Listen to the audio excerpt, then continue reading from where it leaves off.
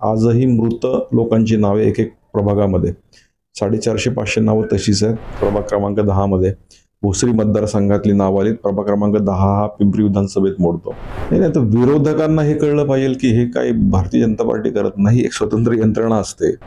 नुकतंच पिंपरी चिंचवड महानगरपालिकेच्या अनुषंगाने मतदार यादी जाहीर झालेली आहे, परंतु या मतदार यादीमध्ये अनेक घोळ झालेले आहेत. काही मतदारांची नावं डिलीट झालेली आहेत, तर काही मतदारांचे प्रभाग वेळेवरती बदलण्यात आलेले आहेत.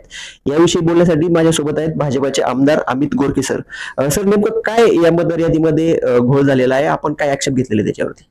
पिंपरी चिंचवड परिसरामध्ये पिंपरी विधानसभा क्षेत्रातील खास करून 7 प्रभाग आहेत आणि त्या प्रभागांमध्ये अनेक प्रभागांमध्ये नावांची आलटापलटी झाली. म्हणजे खास करून प्रभाग क्रमांक 10 मध्ये भोसरी मतदारसंघातली नावं आली. प्रभाग क्रमांक 10 हा पिंपरी विधानसभेत मोडतो. त्याचबरोबर प्रभाग क्रमांक 20 असेल, 19 असेल, 15 असेल, या सगळ्या प्रभागांमध्ये आजही मृत लोकांची नावे एक एक प्रभागामध्ये 450-500 नावं तशीच आहेत. त्याचबरोबर अनेक याद्या दुसऱ्या प्रभागातल्या दुसऱ्या मतदारसंघातल्या चुकून इकडं जोडल्या गेलेल्या आहेत. त्यामुळे ही पूर्ण भ्रमावस्था आहे. त्याचबरोबर आज ज्या वेळेस मतदानाला जाईल त्यावेळेस नक्कीच त्या ठिकाणी ते भ्रमावस्थेत राहील की त्यांचं नाव त्या ठिकाणी सापडणार नाही.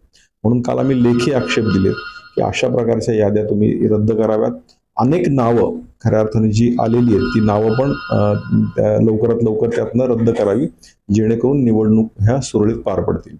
परंतु निवडणूक आयोगाने त्याच्यावरती काय उत्तर दिलंय का तुम्ही निवडणूक आयोगाला? काल तर आम्ही पत्र दिलंय, त्याच्यावर उत्तर येणं अपेक्षित आहे आणि ते म्हटलेत की आम्ही नक्की त्याच्यावर विचार करून कार्यरत करू. काल आमचे भाजपचे अध्यक्षांनी सांगितले की हा वेळ पुरेसा नाही, त्यामुळे वेळ पण वाढवून द्या.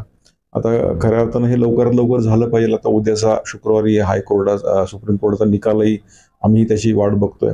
त्याच्यावर पण अनेक गोष्टी अवलंबून असणार आहेत. परंतु विरोधकांनी असा आरोप केलाय काल की त्यांची काही दलित आणि मुस्लिम नावच मतदार याद्यांमधनं वगळल्या गेली आहेत.